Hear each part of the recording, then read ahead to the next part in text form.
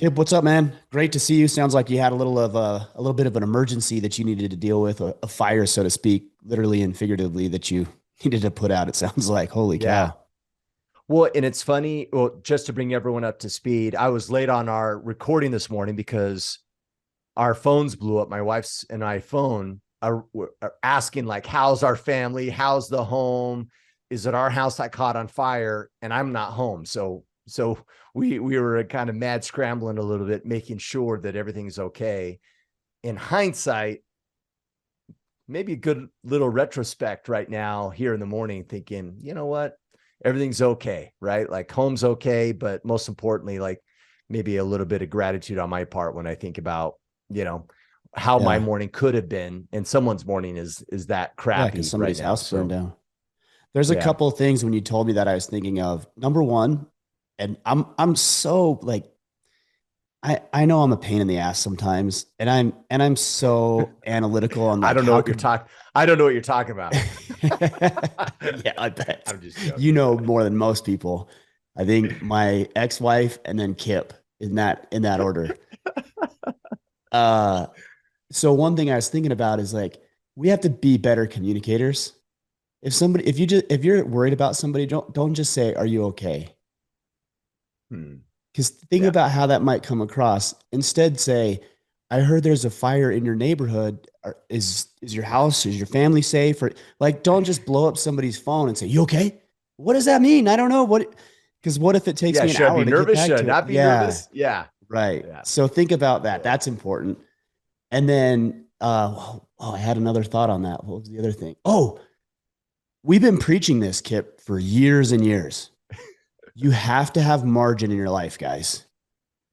Hmm. You have to have margin. We've talked about fires. You have to put out fires.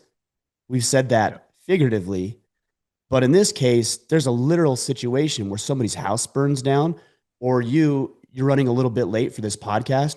Imagine if we just had podcast, meeting, podcast, book, this.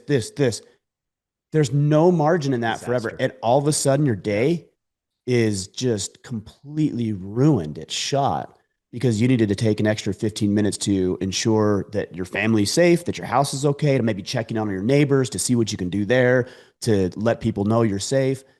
You've got some time. And then you said something interesting. I said, "Hey, do we need to cut this call short?" You said, "No, I time block it for an hour and a half." But our podcast goes for an hour. We've been preaching this stuff for years, and this is exactly why we do it. So, guys, Totally. if your schedule is just 9 to 10 is this, 10 to 11 is this, it's brittle. So, I spent a little time with Josh Smith at Montana Knife Company last year. I was able to forge a knife with him. Really cool experience. And Awesome. there's you guys at Forge Knives are gonna crucify me on this, but I think you'll get the point. And if you do crucify him, do it publicly, please. Yes, Maybe in the please comments, shame, something mock like that. So we could, publicly. yeah. Absolutely. So there's two like factors that we look at when we look at metal. We look at strength and we look at hardness. I think those are the Those are two. different That things. it's weird. It's like, yes, it's weird. It's like Huh. the strength and the hardness of it. And you have to it's weird. I thought the same thing. I'm like, that's Yeah. the same thing. No, there's like this perfect balance. Because if you make Mm. it too hard, it Then you can't loses get its it strength. sharp It's as well. brittle. Oh, it's brittle. Ah, interesting. But if you make it too soft, it'll just bend and won't hold its shape. Yeah. So you're constantly trying to find the balance of based on what the tool is used for, what you'd want to do on that balance. And I think the same thing about life. Think about your schedule.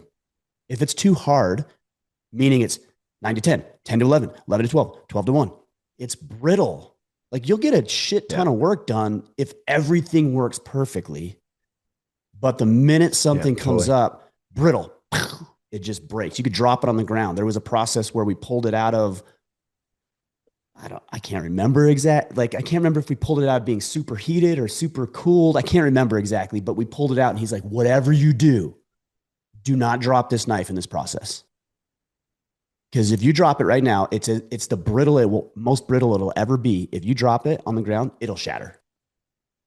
And that's what most of Crazy. our schedules are like.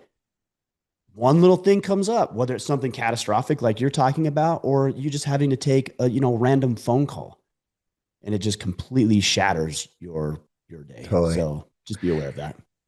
I like that. We were talking in our leadership team actually just last week around the ability for us to like help people, right? To coach up.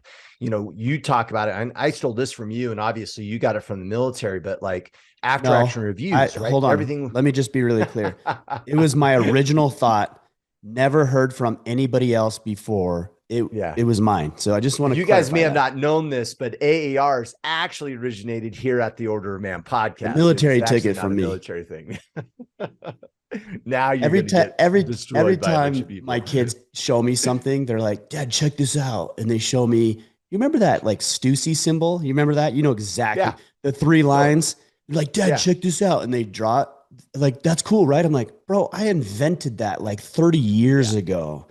Like anything that you show me, I invented, and yeah, like I've seen it. So, anyways, sorry. yeah. Proceed. Well, no, I was the same way with my kids when they're like shuffling. I'm like, no, no, no, no. That's called the running man. And we were doing that like when we were 10. So, you know what? Exactly. Whatever.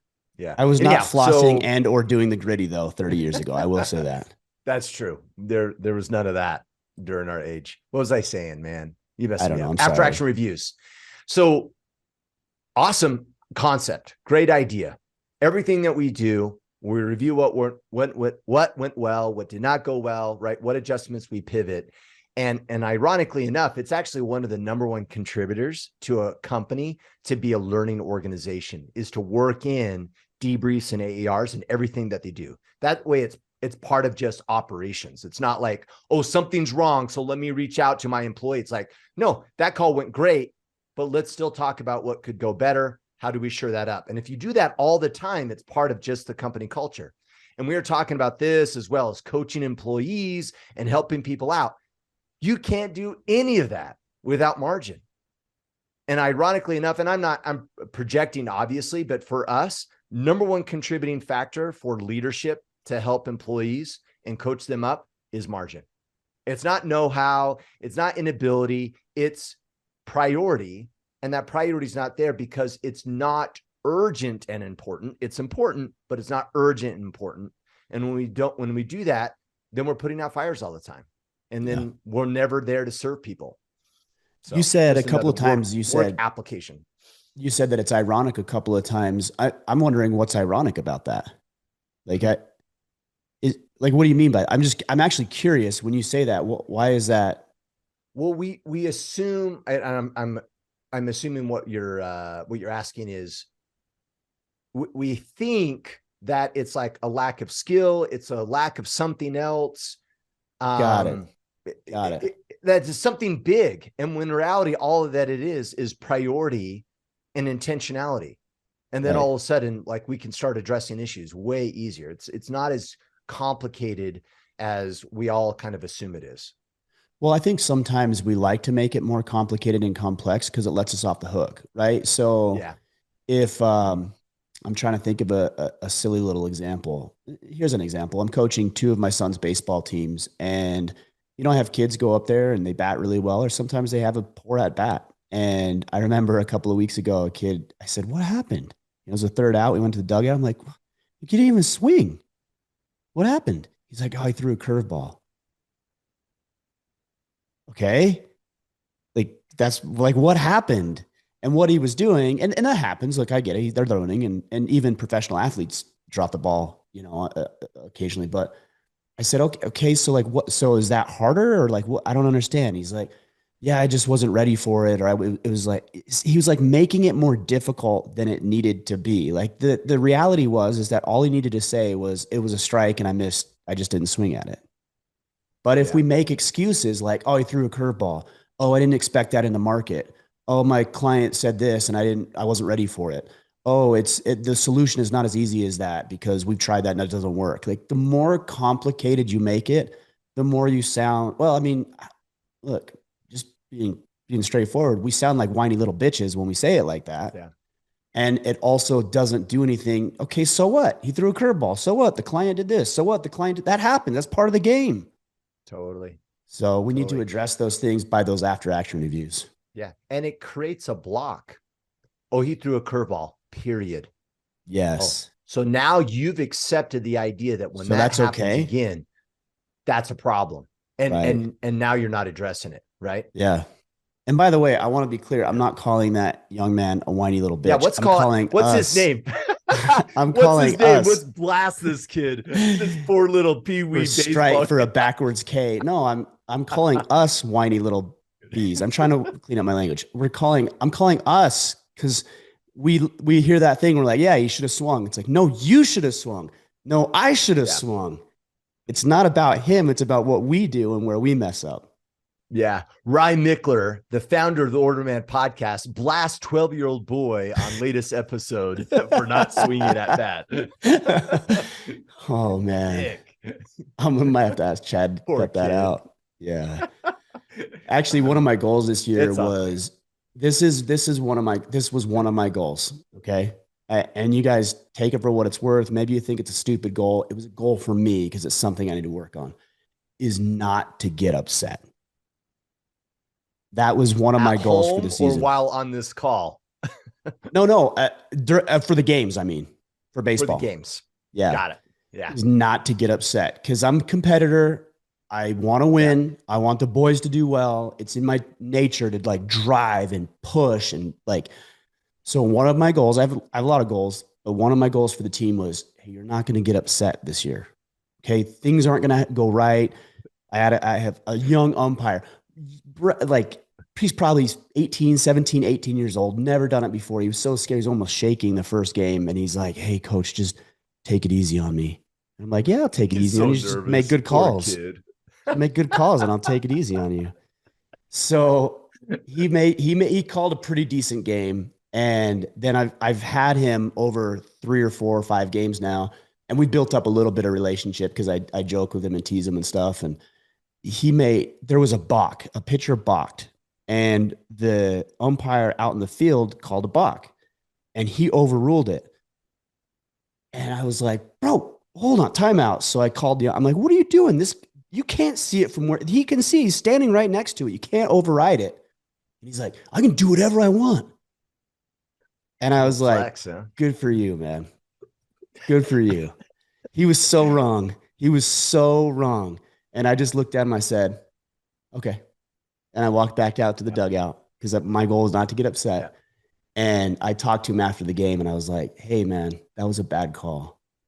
And he's like, well, somebody told me I just need to be like, show a little bit more confidence. And that's all I was trying to do. I said, you did good. You Totally. did good. You Yeah. missed a call, but you did good. And so Yeah. Refs will my get whole goal is walked over if they do all the not hold their time, ground. Yeah. all the time. So I've been pretty good. There's been a few moments, but I've been pretty good That's this year. All funny. right. Well, enough about That's us. funny. Let's get into some Okay. questions today.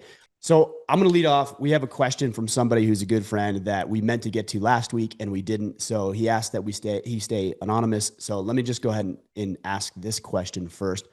It's a bit of a long one, but I wanted to ask it because I think it's really valuable. And I'm gonna try to rush through this. My wife is a Okay. teacher and has been in a great district for about 8 years. She has an excellent relationships with the principal and administrators. She's one of the hardest working and most effective teachers in the district. I'm paraphrasing here. She applied for an internal job posting for a specialist position. And after being led to believe that she was quote unquote virtually guaranteed the position, they ended up giving the job to an external candidate with more experience. When her principal and other administrators met to break the news, they reassured her that they value her contribution, blah, blah, blah, blah, blah, blah, blah, blah, all that kind of stuff like the administrators do. And then they also offered to send her to professional development programs she wanted at their expense. Pretty cool. So his wife is disappointed, but she tells me she's going to give up and stop trying at work, essentially, quote unquote, making them pay for not selecting her. My wife received the news last Friday, and this morning she texted me to say that her principal said, good morning. My wife ignored her. Or, yes, ignored her. I sensed that she was proud of that. As someone who has worked very hard to understand and embody the principles of extreme ownership, though still a work in progress myself, it's very hard for me to hear her talk like this. I've tried to be very empathetic with her through this while also trying to genuinely encourage her to think through her actions, but have no success in similar situations in the past. Do you have any thoughts on how I could encourage her to be more intentional in how she responds to the situation, hopefully seeing a long term strategic impact of her actions rather than the short term emotional gratification of her current approach? So here's what I think. This has been a couple of weeks now, so I'm actually curious to see how it's going now. But women by nature tend to be more emotional than men. That's not to say men aren't emotional. We certainly are. But women generally will react, I think, more emotionally. They're more tapped in and in tune with their emotional response to situations and how it makes them feel. She feels slighted. She feels used, maybe. She feels like she's been ignored in her Unappreciated. heart. Yes. Yeah. And maybe she just needs to actually ignore the principle for a couple of days and then it'll all Just blow get off her over chest. Yeah. and everything will be fine, and I'd be really curious to see how that goes because yeah, it is a bit of an emotional response. I think it's understandable, but another thing that I see here too is that we tend, and when I say we, myself included, I have high expectations. I have really high expectations of myself. I have high expectations of others. I have high expectations of the circumstances I find myself in. And when I feel like somebody says to me, "Oh, you're guaranteed a job," I've really had to lower my expectations because I'm Yeah. operating now on a false sense of expectations. If I want to buy a house, which I've been in the process of, I put an offer in, I'm like, "Oh, sweet." I get all excited because I have the expectation that it will close and then it doesn't. And then what happens? You drop off the ledge. So I'm learning, I'll say it that way. I'm learning to let go of the expectations of circumstances, of other people. Now, there might be some situations where we have an obligation and the expectations are clear, but these covert contracts that we've talked about, and she was operating and got her hopes up on a false expectation. And so I think it's important to have those conversations. And the last thing I would say is, and look, I know with my own personal situation with regards to my failing marriage or failed marriage, I'm one to speak, so to say, but I will say this. I wish I would have solved or attempted to solve less of my wife's problems. I really wish I would have done that, among other Totally. things. I Yeah. thought, and I talked to her about this maybe 4 or 5 days ago.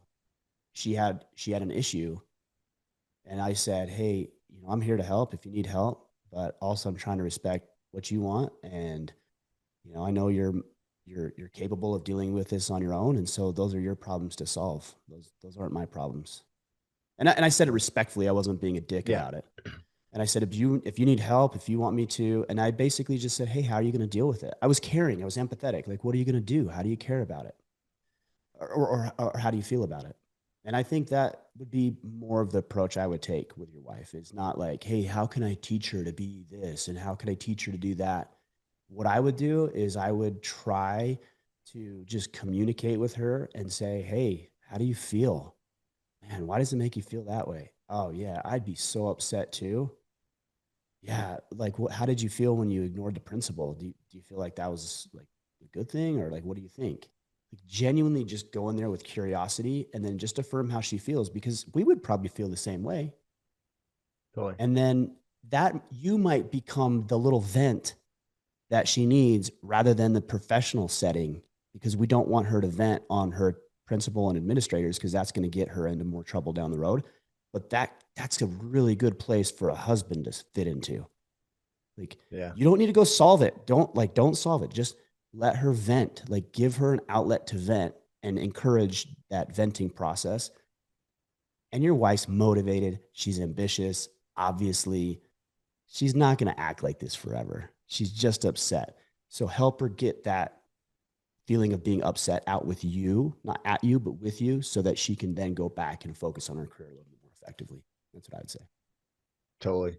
Man, as we get older, that's like been one of the more fundamental, critical principles I've picked up is when do I give advice and if people's asking for it or not, or if the condition's right.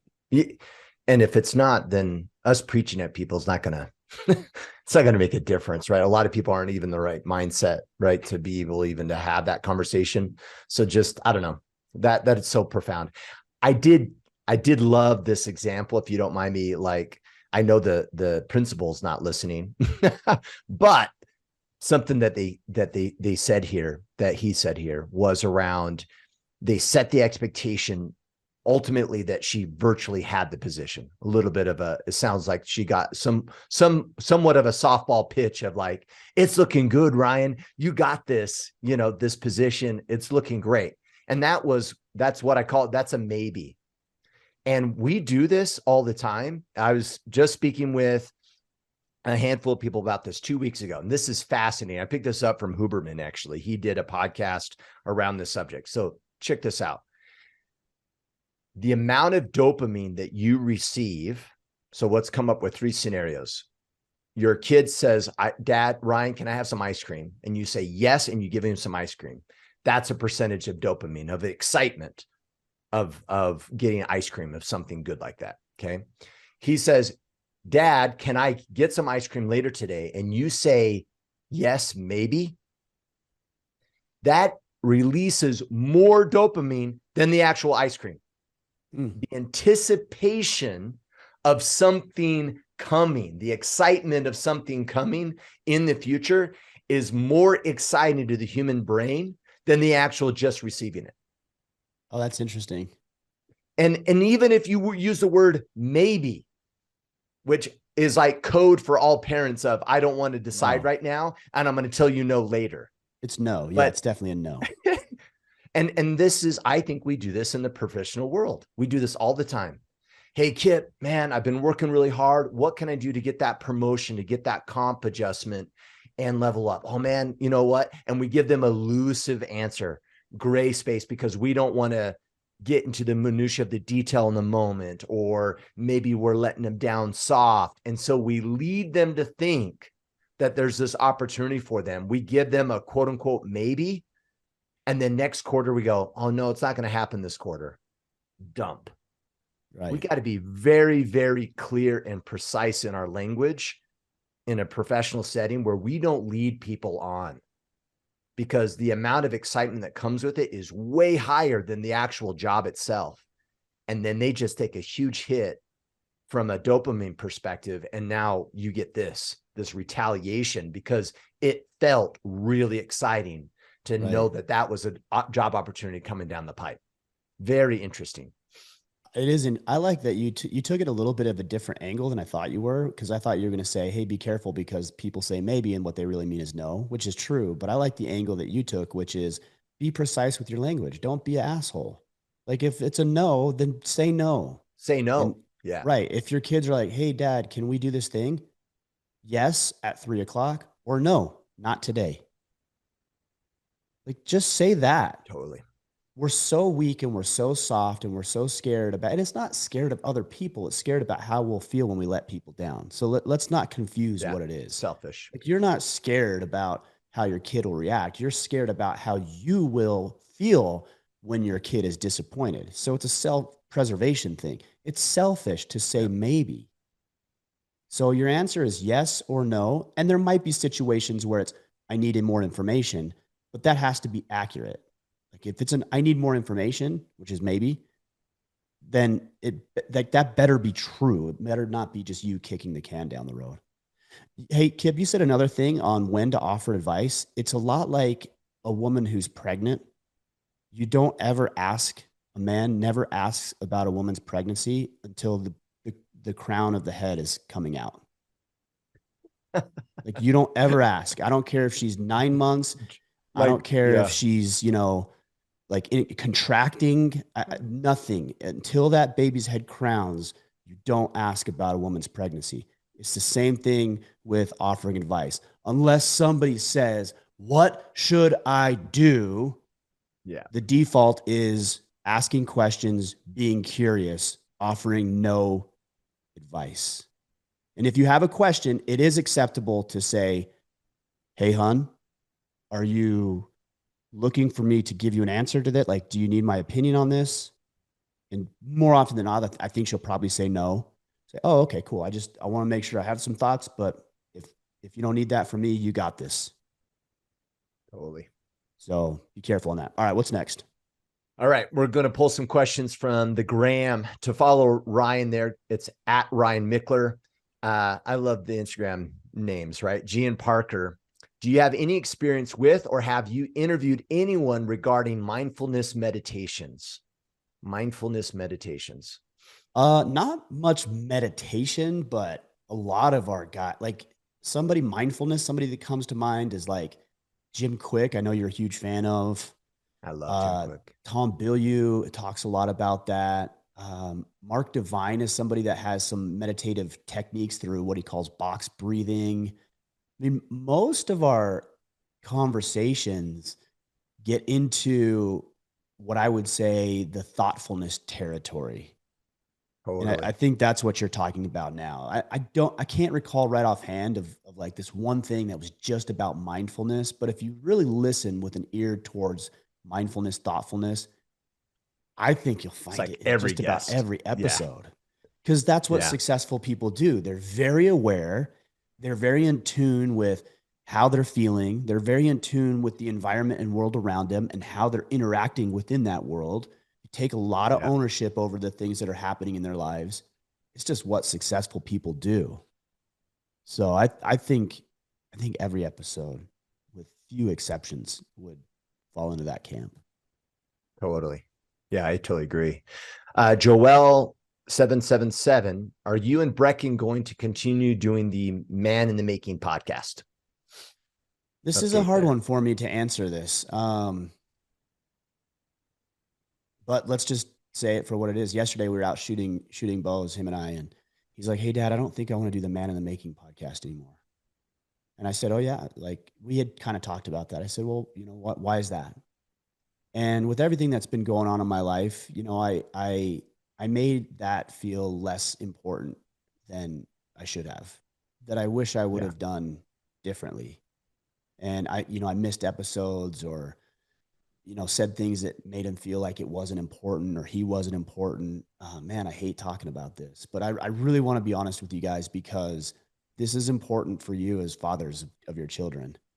And Yeah. I took on a different business venture, and he's like, "Man, you took that venture on, and before we even got a chance to launch ours." And I just really made him feel unimportant, and it deflated his sales. It was deflating to him. So him and I actually have a really good relationship. And yesterday, here's the thing I told to him, and I'm paraphrasing, but I said, son, I've made a lot of mess ups. I've made a lot of bad decisions. I've said things that have hurt you. I haven't said things that maybe I should. But I'm learning, and I'm not that same guy that I was a year ago. And I know that's going to take a long time to believe. But if you don't want to do the podcast or the movement anymore, I understand. That's your decision to make. If that changes, I'll be here. If it looks different, I'll be here. And we're just going to move in a different direction. We got a lot of hunts planned this year. We have a lot of cool opportunities to spend time together in different capacities. And I think this will apply good for men who have kids where they're not with you all the time. Is I think it becomes harder to relate because they're not always there with you. But I'm okay with doing things my kids are interested in and then using that as ways to connect. Yeah. And so if it's not man in the making, that's okay. Like we spent a nice 30, 40 minutes shooting bows, laughing, poking at each other, teasing each other, talking about upcoming hunts. And that's good enough. He also said that he's not interested in putting all of his, public information out there and have his Instagram more closed down. And I said, I, I It's can actually appreciate and stuff. respect that. I can appreciate and respect that. So, that's where we're at. Maybe down the road it changes, but I don't have any preconceived notions, and I don't have any plan or deliberate intent to steer it that way. I'm going to let him steer the ship a little bit with me by his side and say, "Hey, watch out for the thing, and use the forces here," and that's where it's at. Yeah. Coach Hick Manlifts, what do you do when a group outgrows its weakest member? Good question. I actually really like this question. It depends on the setting. Number one, if it's a more formal professional setting, then you have to call the guy, actually call the guy out always. But in a more professional setting, there should be if it's a professional setting, there's an expectation of performance. And if that performance is not being met, then the answer is you have to tell that person, Kip, you know the expectation. You're not meeting it. So what are you going to do to improve? And you don't kick him out the first time you ever have the conversation. Give the Yeah. poor man a chance. So Yeah. here's what we need to see from you. And then how can we help you? How can we support you? Training, information, access to other people, surroundings, tools, what? Give them everything that you possibly can. Give the man a chance. That's a professional setting. Personal environment, I still think you call the guy out. Kip, if you and I are friends and I see you slacking, I'm going to say something like, hey, man, like, I love you, brother. Like, I want you to win. I want you to care, or I care about you and I want you to be successful. But man, I see the way that, things are going at home. It doesn't look good. Is everything okay? Or professionally or financially or physically? Like, I would say that like, you've put on 20 pounds in the last couple months. Like, What are you saying? everything, you look good, It's all actually. muscle. We'll see how it Yeah. goes when we race this weekend, but I'm going to be struggling. Dude, I have not been running at all. Neither This have is going I. to be a It's going to be a rough one. crapshoot. Oh, well. Yeah, it's going to take. Anyway, so with this, uh, yeah, call him up. Call him up. And I like that term better. I heard that from Wes Watson. I was at an event where Wes spoke and he was on fire and he's dropping the F bomb every other word. My two sons were there and they're like, from this guy who spent 10 years in the state penitentiary dropping F bombs. Their kids are like scared. I was scared. My kids were scared. But he said, I'm not calling you mother effers out. I'm calling you up. I'm like, oh, I like that distinction. Calling you up. I like Yeah. that too. Yeah. It's a cool I like distinction. that. And I think you should do that because I wish somebody would have done Call him that with up. me a year ago. I wish somebody would have Yeah. said, hey, man, I see what's going on and I don't like what I see. And I love you and I care about you. And so what are we going to do about this? Give the Yeah. man a chance. And if he Yeah. doesn't, then I wouldn't say you're no longer part of the club, but you over time gradually phases out. He gets less invites Totally. to things. He gets less access to you. It just happens kind of organically over time. You want to be intentional about it and fill that time with spent on doing things that are more meaningful. But I wouldn't say do it passively. That's the problem. Most guys will Yep. just phase their friends out, and the guy's like, "What the hell? Like, thought we were friends, and now these guys don't even like. They're going on a hunt. They didn't call me. Like, be a man about it." And a man Yep. confronts. A man deals with adversity and challenge head on. He doesn't just like go away because somebody will be uncomfortable. That's what everybody else will do. And that's not the kind of men we want to be. We want to be the guy that says, Kip, look, man, we're we're doing big things here. You're a buddy. We went to high school together. I love you like a brother, but I have things that I want to accomplish in life, and they're big and they're audacious. And I need you to be on board with that.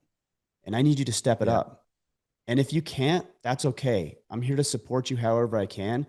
I'm going this way. You come with me. But if you come with me, you better carry your own pack.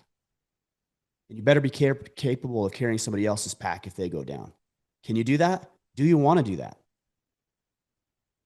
Like, give the man a chance. That's what Yeah. frustrates me more than anything else is people will leave and they're like, I give him plenty of chances. I'm like, really? Did you ever talk with anybody? Well, no. Okay, then you didn't give him a fair chance. Marriages Totally. happen too. Oh, my wife, she didn't change. She wasn't improved. She wasn't getting better. And so I just decided it was a divorce. Did you ever talk to her about those things? No. She should have just known. Women do that too. Oh, he should have just known. Well, we don't know. Like, give the person a chance. And we do that by being men and confronting these situations head on. Totally. And in that professional setting, it shouldn't, if you don't have metrics or if you don't have, it has to be specific, right? Like, you can't just be like elusive, like, hey, Ryan, you're underperforming. What does it mean? Like, what is exceptional performance even look like? Like, you have to break it down because most people, to be frank, most people, when in a work setting, when they're underperforming, they don't think they're underperforming. And a lot of it has to do with the fact that we're not clear and concise in regards to what exceptional performance looks like. It's got to be clear, and it can't be some elusive thing. And if you say, well, Kip, I don't have metrics, like I don't have a way to quantify that, then you better figure it out, because someone needs to know. And how beautiful is that too? If you can go to an employee and say, hey, you're underperforming. I want the best from you. It's good for the company. We're all progressing, all that kind of good stuff. And I say, Ryan, this is what exceptional performance looks like. XYZ, this, you lay out what needs to happen. Then you can consciously make a decision and say, okay, this isn't about personality. This isn't about, well, my boss just has it out against me or whatever. He laid it out. This is what I need to do, and this is what it looks like. And then they can execute.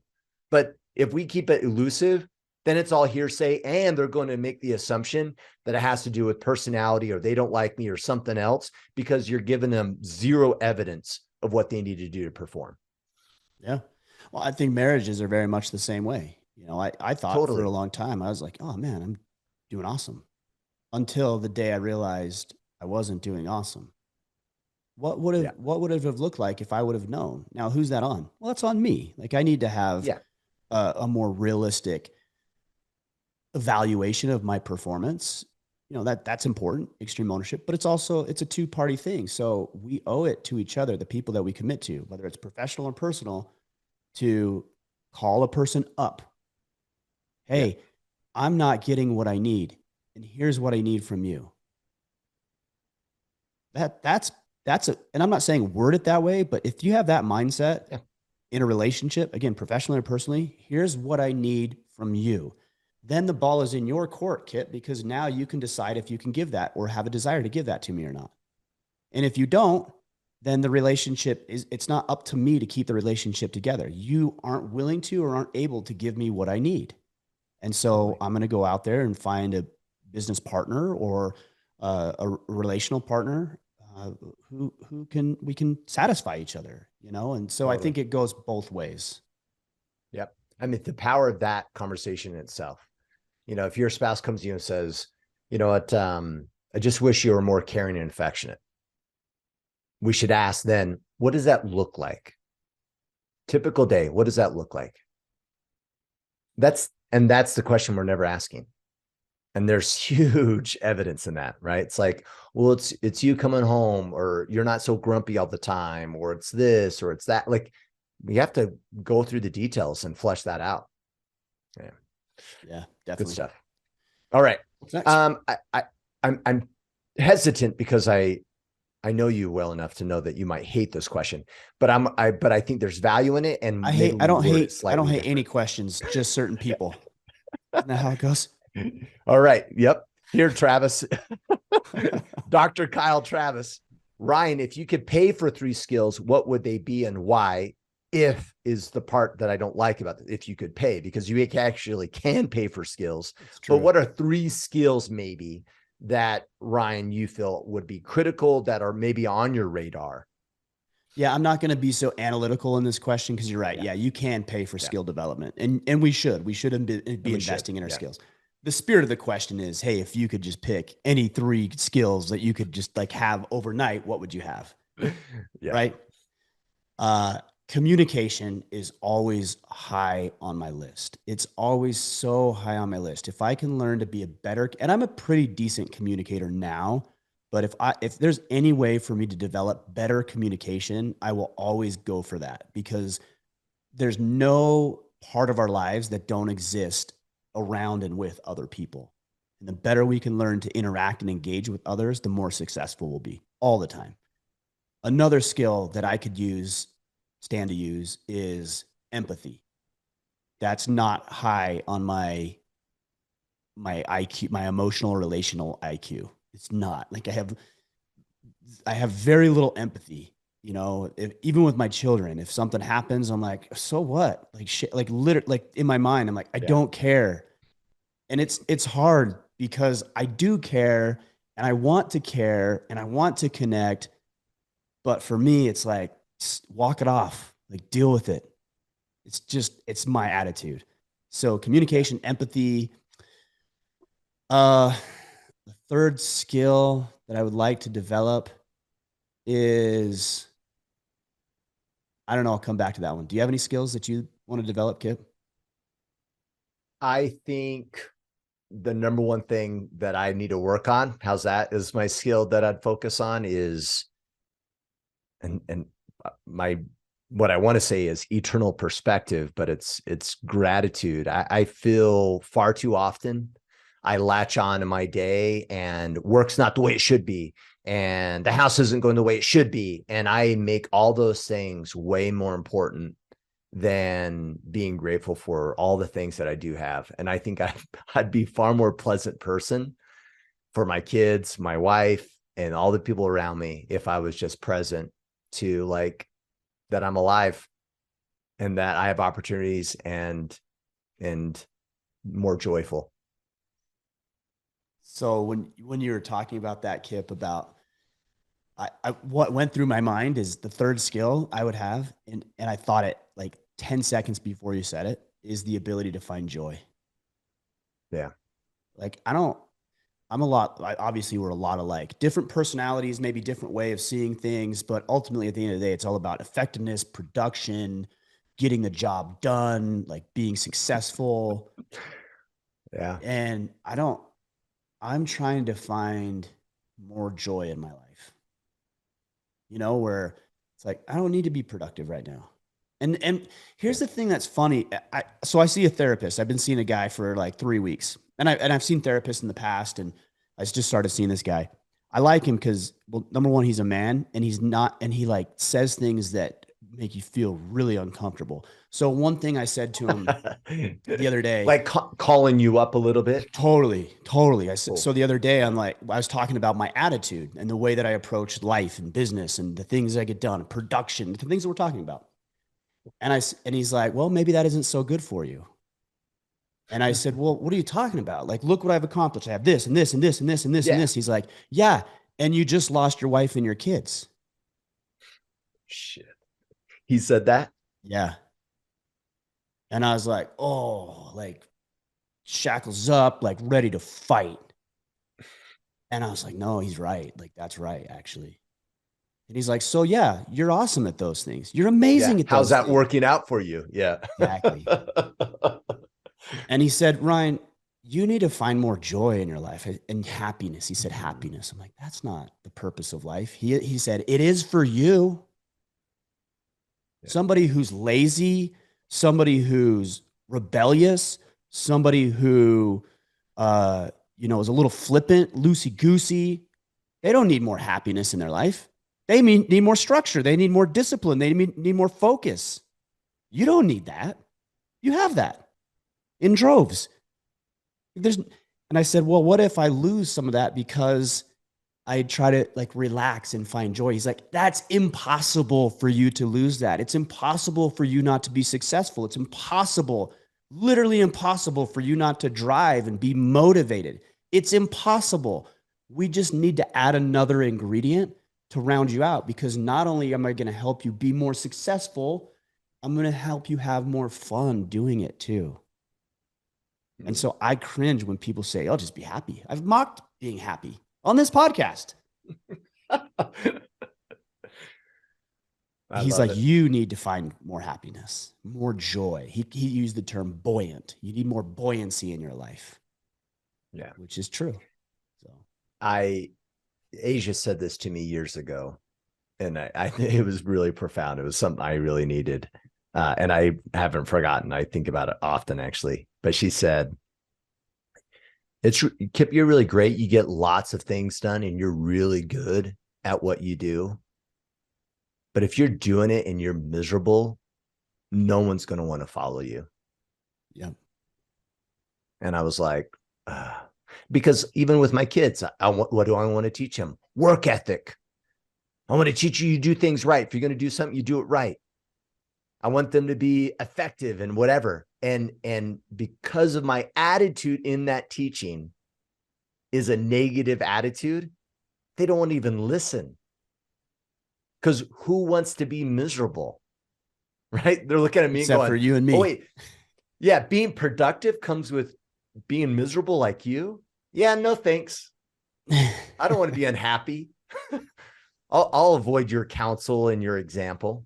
That doesn't sound appealing, Yeah. man. And it's so hard. Even if you don't mind me sharing one more story, because this is really funny. So the tile in one of the rooms, in one of the bedrooms, is getting done. And we look in there and it's beautiful tile.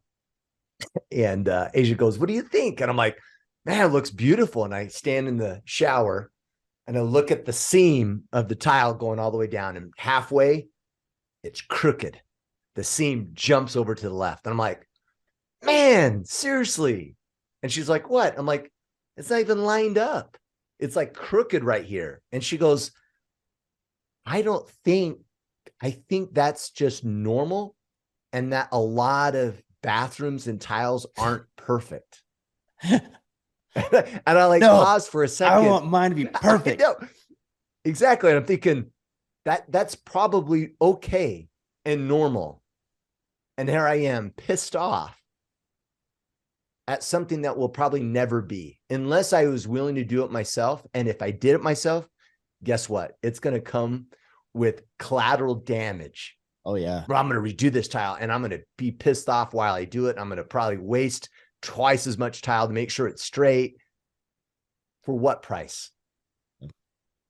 For what? Maybe someone takes a shower in that shower someday and goes, "Oh, seems slightly off," but probably would never notice it other than me and you. I would notice it.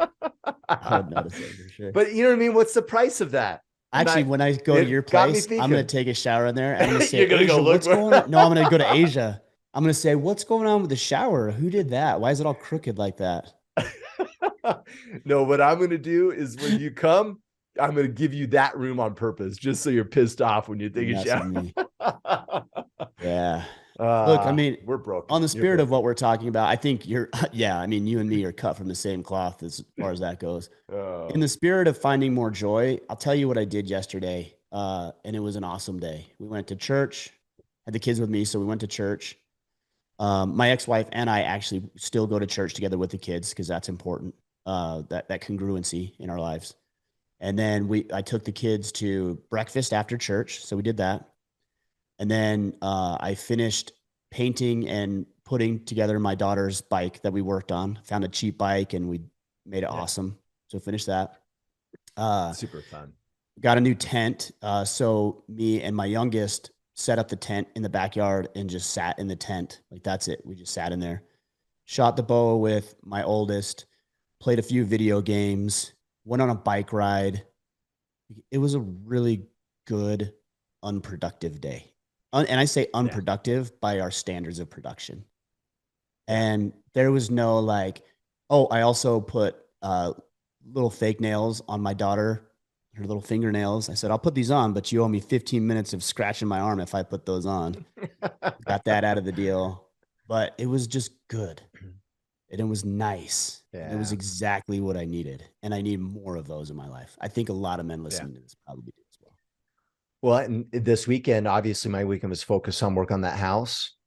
And Friday night, when we drove down there, I told Ian, I'm like, "Hey, let's grab the jet skis and let's throw them in the water because I don't want this to be no longer fun to come here." Mm-hmm. You know what I Yeah. mean? On Yeah. purpose. And so on Sunday, I was like, "Hey, I'm going to clean up. I'm going to do my thing. You guys all go play in the water." Yeah. That way they're getting, it's like, oh, it's still fun, right? To go down to that house. It's not just work and dredge and you know what I mean? Me grinding it out with them all the time, Yeah. I don't know. Yeah. All Yep. right. Sorry, we're rambling a little bit, or at least I'm rambling. No, it's good. This is good. Abel Toms, would you recommend getting married and why? Hmm.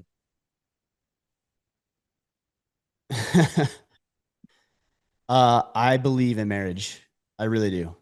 I believe in marriage. I don't believe in a paper that the government says we now recognize you and Yeah, acknowledge you as partners. I but don't believe in that. commitment to a spouse. Yeah. That's what I believe in. I believe in finding one woman who you can honor and serve and cherish. And I didn't always do those things. I did in a lot of ways. Like I'm not the devil either. Okay. So I did a lot of those Yeah. things very well and a lot of things I did very poorly. Yeah, I believe in marriage still. I believe in union with one woman. I'll say it that way. I don't know if I'll ever get married again. I don't know if I'll ever have the government acknowledge a union between me and another woman. I don't know. I'm sure that there'll be another woman in my life who I'm willing and capable and would love nothing more than to find this woman and be committed to that one person. I believe in that. Yeah. Uh, because I think it's powerful. I think we add something to our lives. I think it gives us a sense of meaning and purpose. I think it helps lift and elevate, how you perform and how you show up, the responsibility of it, the discipline and commitment and dedication, the development of new skills that's required to make a marriage work. Yeah, I definitely believe that's better than being, hookup culture or a bunch of women or not. I definitely believe it's better, but I can't answer it as to whether or not I would ever have the government acknowledge that union again. Yeah.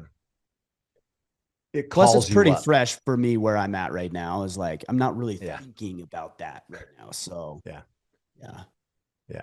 I mean, it's safe to say, would you be the man you are today or even close to it if you didn't no, get married? no, of And the course not. answer is no. Yeah, of Yeah. course not.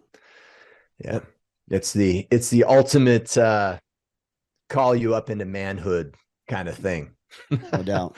And also Yeah. when it doesn't work, it's another call. It's another call up. You could use it as a call down, like, hey, I'm going to self destruct. I'm going to let my world implode, or you could say, shit, what do Yeah. I do? And like retreat for a minute, regroup, and then get back into the fight. Yeah. Interesting question. So all told, oh 04, as a young man, when I'm going through issues, tribulations, whatever you call them, I often feel emotions that I can't understand or pinpoint to the point where I don't know where I stand on a subject or how I feel about it. It's almost as if I go into this dark hole and I can't make any reason out of it. Someone might state an opinion that I don't agree with, but I can't figure out why I don't agree with them. I apologize for the poor wording. There's a question in there somewhere, I believe. Have a great day, gentlemen. It's interesting. I've never really had Yeah. this problem. I've Do you always think been this pretty is a funk, decisive. though? I don't Like know. I when don't we get know. in funks and it's It's like too elusive? it's a lot like so I don't know. I don't know the answer because I don't know this guy. Yeah. So we have to look at we have to look at our behavior and then see what is standard for us. It's a lot like when people are surveying situations or securities looking for potential threats, they're going to look at the crowd mentality. So what is the crowd doing? So here's what's interesting. To answer your question, I I had a not I heard from a guy. I didn't have a conversation with. I heard from a guy presenting, and he helped figure out who the Boston Bombers were from several years ago. And the way they ended up doing it is they put red dots on all the faces in the crowd, and then they played it. They played the tape with all the red dots, and the red dot was going to follow the faces. Oh, got it. So, When they're investigating videotape. yep. So they were Got it. reviewing videotape, and they put a red dot affixed to a person's face, all the faces, and they reviewed the videotape, and all of the faces did one thing. They looked one way, they moved one way, except for the bomber. That knew that the bomb was going off, so they didn't look. So Yeah. that red dot went the other direction.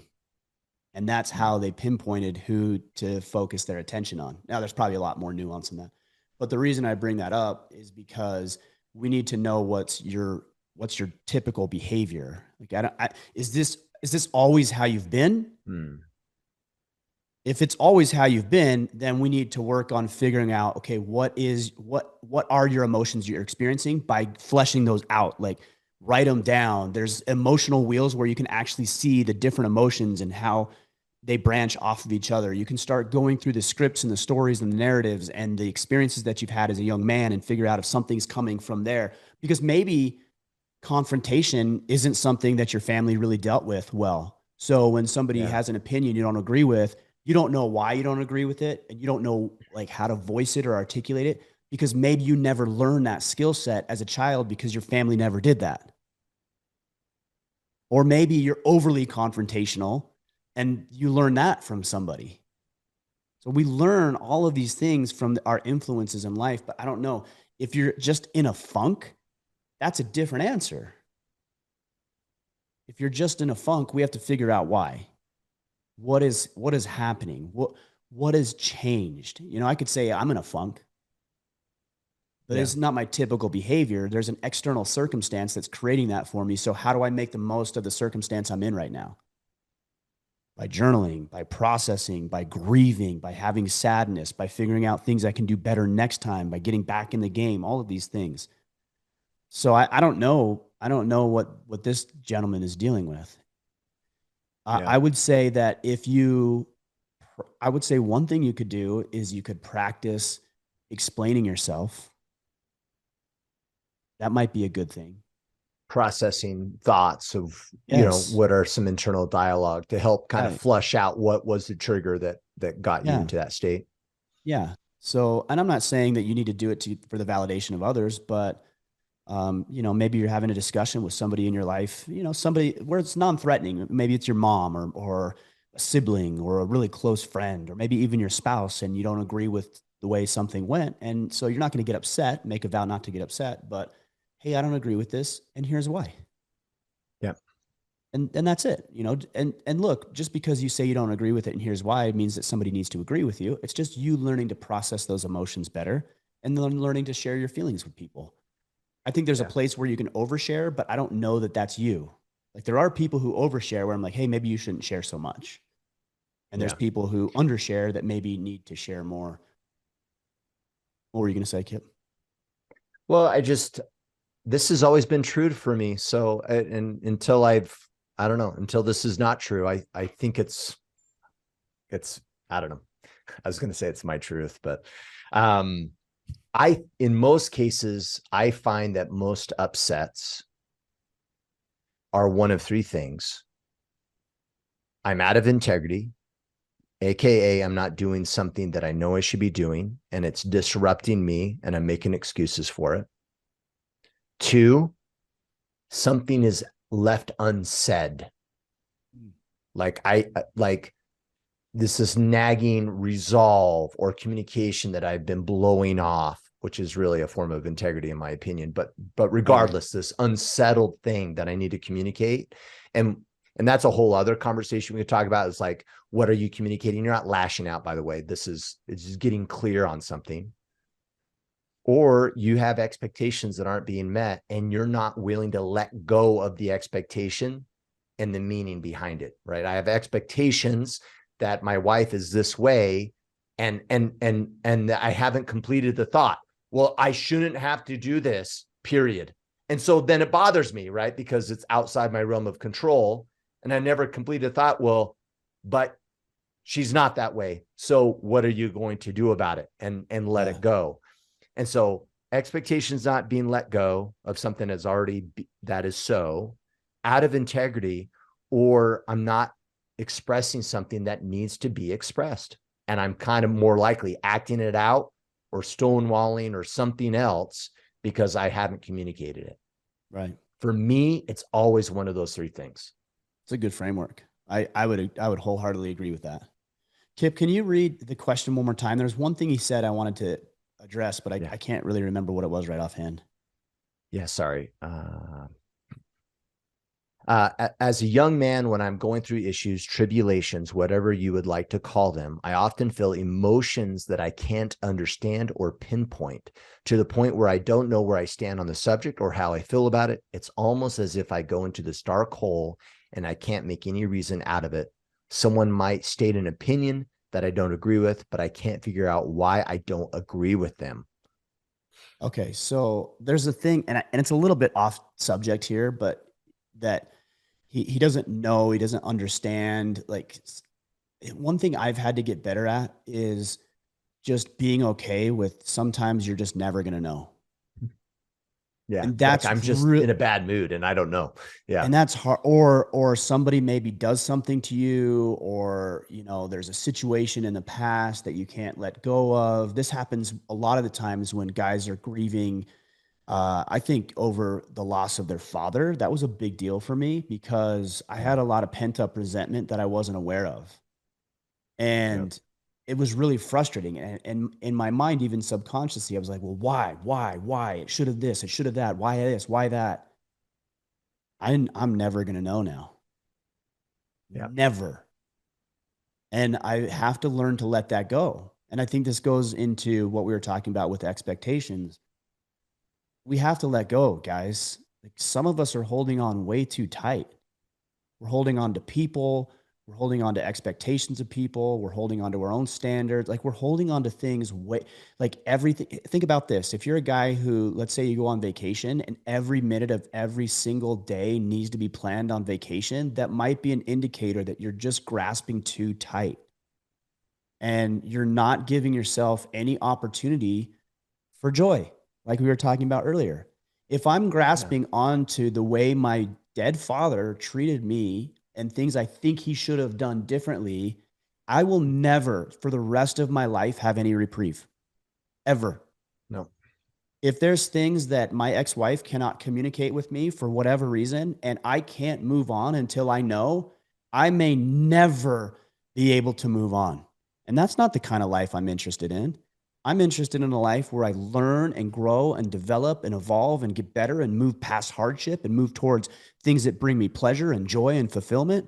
And sometimes we just have to let go of what is or what we don't understand so that we can Yeah. move on. And I ask myself that all the time. Those of you who are going through separations and divorces probably feel the same way. It's like, why? Like we replay all of this stuff in our minds. Why? I Totally. don't understand. I honestly, there's things about it where I'm like, I don't get it. It doesn't need to be got. It just is.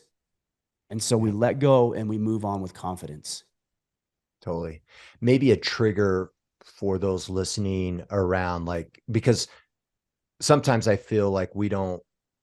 Let me just give another example of identifying expectations. This is also those areas of our lives where we have a judgment of, well, it should be this way or it Should. shouldn't.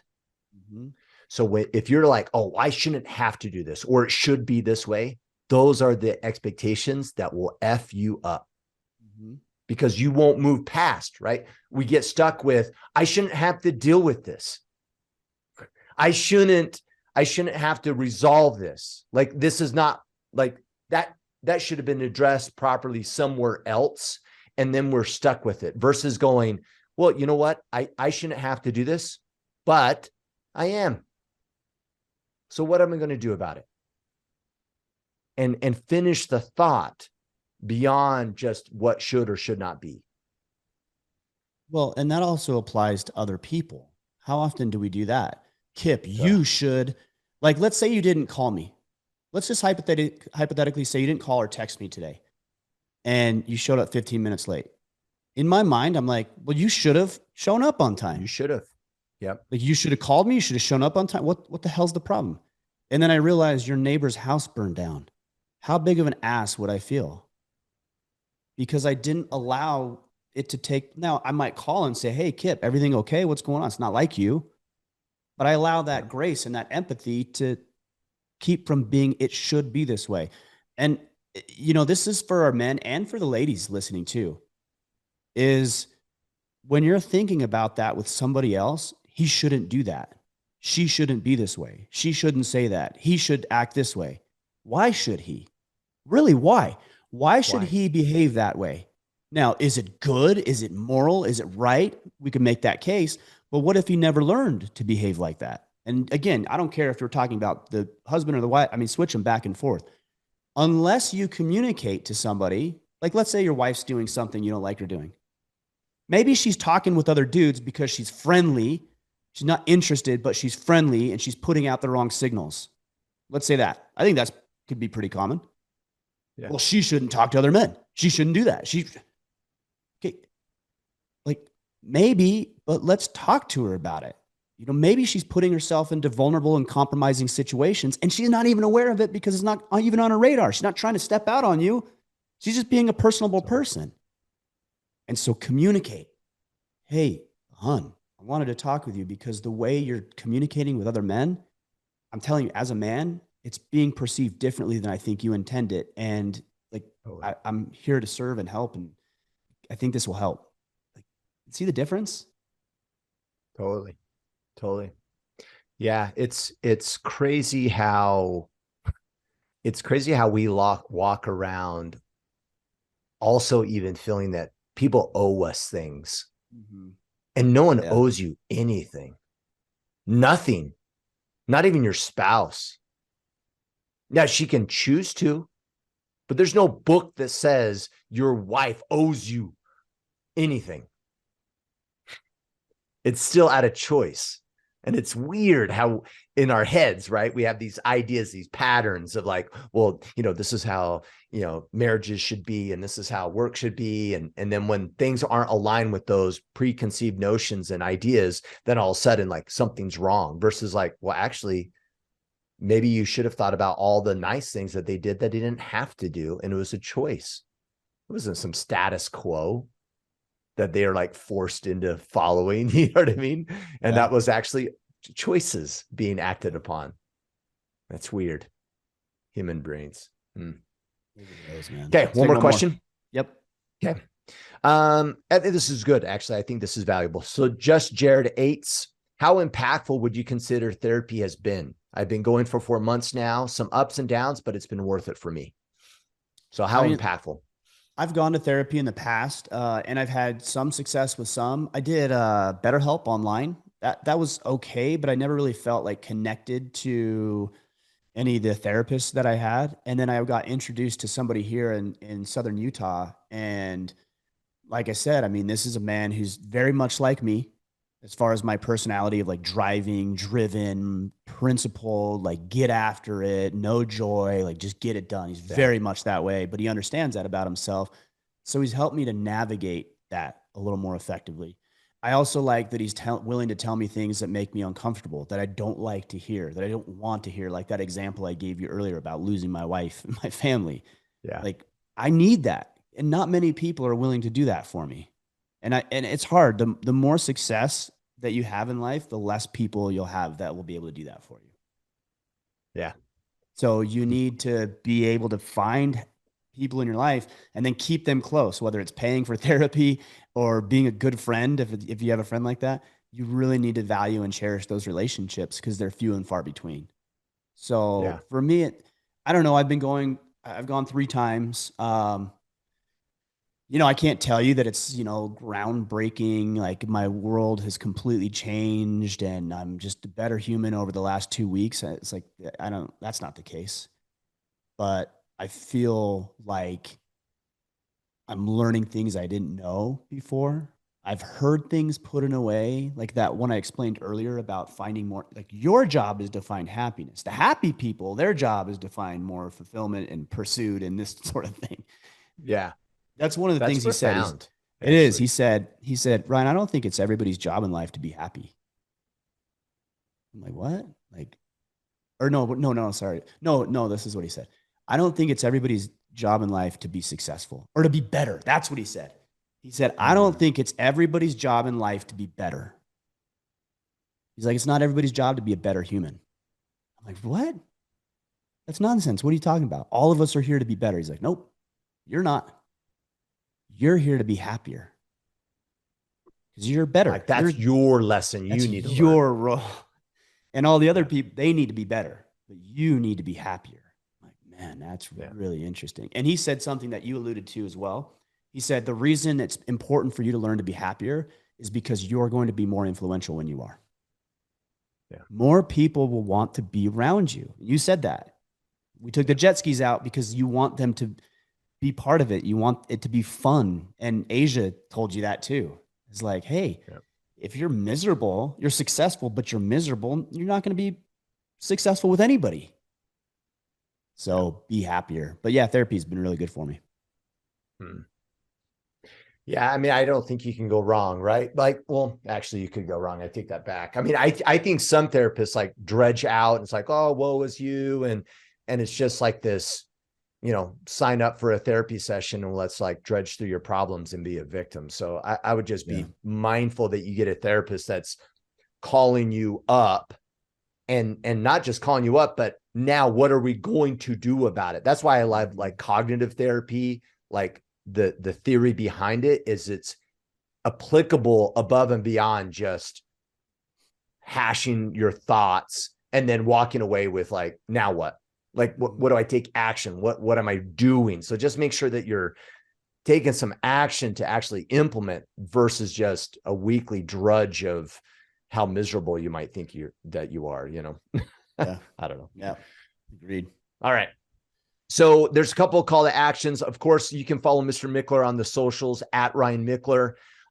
We're going to open up the Iron Council next month. To learn more about the Iron Council, go to orderofman.com/Iron Council and be ready to join us when we open that up. Battle planners, do we still have some in stock? Yep. Or are those Battle planners are in out? stock. Okay. Nope. They're in stock. I got a bunch. So orderman.com/TWBP as in 12-week battle planner. Excellent. Cool. Thanks, Kip. Appreciate you. You got to stick to your schedule. Yep. So we'll let you get going. Guys, appreciate you. Great questions today. Thoughtful questions. I like those. Different kind of questions, personal experiences, things we haven't heard before. It's always nice. It's refreshing when we get those because they make me think too. So appreciate you guys. We will be back on Friday. Sorry. We'll be back Friday. Until then, go out there, take action. Let's become the men we are meant to be.